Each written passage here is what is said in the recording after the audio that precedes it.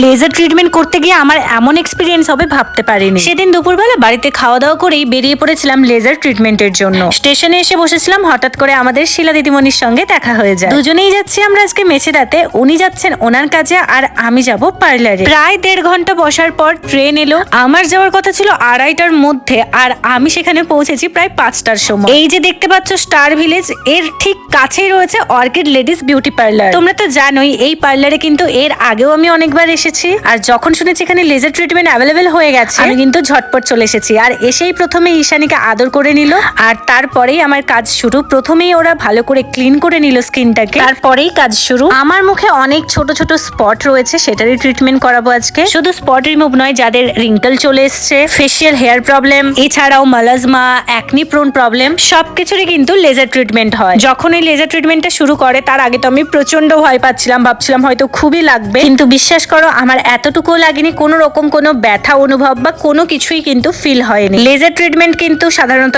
একটা সেটিং এ হয় না, মিনিমাম 4টা 5টা, কিংবা যার স্কিন যেমন থাকবে সেই অনুযায়ী সেটিং লাগে। এই সেটিংটা নিতে হবে তোমাকে 20 থেকে 25 দিন অন্তর। এবং প্রথম সেটিং এ আমি যে রেজাল্টটা পেয়েছি বিশ্বাস করো অনেক ভালো লেগেছে। আমি যখন নিজের স্কিনটা দেখে আমি তো জাস্ট অবাক হয়ে গেছিলাম, কারণ স্কিনটা আগের থেকে অনেক বেশি একটা গ্লো করছিল। এটা ছিল আমার ফার্স্ট সেটিং, বাট পরবর্তী সেটিং গুলোও আমি নেব এবং তোমাদের সঙ্গে কিন্তু অনেস্ট রিভিউ শেয়ার করব।